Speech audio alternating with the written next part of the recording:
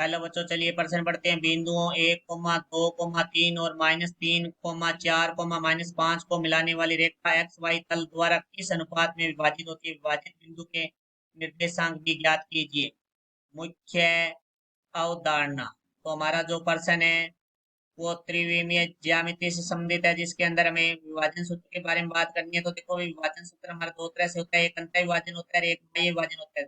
जब प्रश्न में हमें नहीं लिखा होता तो हम अंतः विभाजन के सूत्र का प्रयोग करते हैं। तो अंतः विभाजन का सूत्र है वो हमारा होता है एक्स बराबर है M1 x2 plus M2 x1 बटा में M1 प्लस M2, जहाँ M1 और M2 हमारे रेखा को विभाजित करने वाले अनुपात हैं। y बराबर हमारा होगा M1 y2 plus M2 y1 बटा में M1 प्लस M2, और z बराबर हमारा होगा M1 z2 plus M2 z1 बटा में M1 प्लस M2। तो देखो, एक्स वाई तल में बिंदु के निर्देशांक की बात करते हैं हम। तो एक्स वाई तल में बिंदु के निर्देशांक, तो देखो वो हमारे होते हैं एक्स कोमा वाई कोमा शून्य। तो अब देखो, हम यहाँ से आगे बात करेंगे। हमें जो प्रश्न में दिया गया है बिंदु, उसके बारे में लिखते हैं। तो हम पहले बिंदु को ए नाम दे लेते हैं। तो ए बिंदु है हमारे पास 1, 2, 3, और बी बिंदु है वो हमारे पास है -3, 4, -5, क्योंकि दूसरे बिंदु को हमने बी नाम दिया है।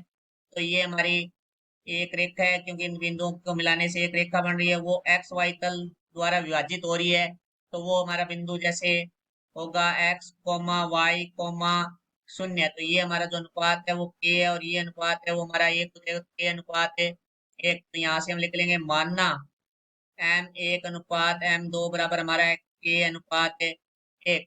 तो यहाँ से ये हमारे जो विभाजित बिंदु है x comma y comma z, z का मान हमारे पास शून्य है। तो इस सूत्र में हम मान रखेंगे जेड की जगह। तो देखो भाई, जेड की जगह हम 0 रख लेंगे।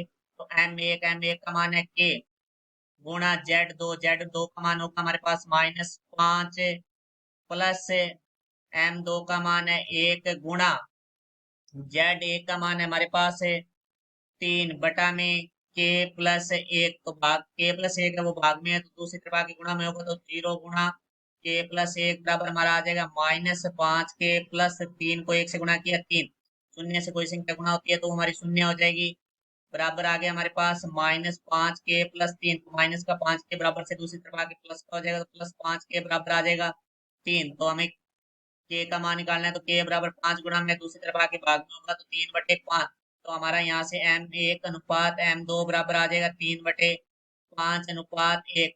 तो यहाँ से देखो भाई, हम इसको 5 से गुणा करेंगे तो यहाँ से हमें प्राप्त होगा M1 अनुपात M2 बराबर 3/5। अब हमें विभाजित बिंदु के निर्देशांक लिखने हैं। तो यहाँ सबसे पहले हम x के निर्देशांक निकालेंगे। तो देखो, x बराबर हमारा होता है M1। तो M1 का मान है 3, गुणा x2 का मान होगा हमारे पास -3, प्लस M2 का मान है 5, गुणा हमारे पास है जो x1 है, x1 का मान है हमारे पास 1, गुणा में आ जाएगा हमारे पास 1 बटा में 3 प्लस 5। तो यहाँ से देखो भैया, x बराबर हमारा आ जाएगा 3 गुणा -3 है तो माइनस का 9, फिर हमारे पास प्लस है 5 को 1 से गुणा करेंगे तो 5 बटा में हमारे पास आ जाएगा 3 प्लस 5 8। तो यहाँ से देखो भैया, एक्स बराबर आ गया हमारे पास -9 प्लस 5 -4/8। तो यहाँ से 4 के पहाड़े से कटेंगे, 4 एकम 4, 4 दूनी 8। तो एक्स बराबर हमारा आ गया -1/2।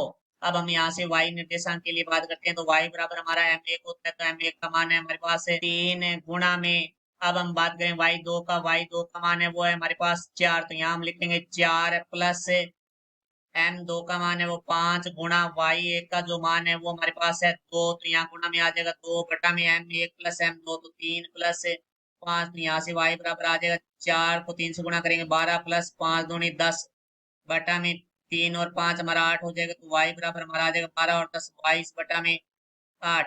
तो ये हमारे दो के पाड़े से कट रहे हैं, दो के पाड़े से काटेंगे तो 11 गुणा 22 और 4 दूनी 8। तो y का मान आ चुका है हमारे पास 11/4। तो यहाँ से देखो भाई, हमारा जो विभाजित बिंदु है वो होगा, जहाँ x का मान है वो हमारे पास आया है 1/2 माइनस का। तो -1/2, कोमा y का जो मान है वो हमारे पास आया है 11/4, कोमा z का मान हमारे पास 0 है। तो ये हमारे प्रश्न का उत्तर हुआ। आशा करता हूँ समझाया होगा। धन्यवाद।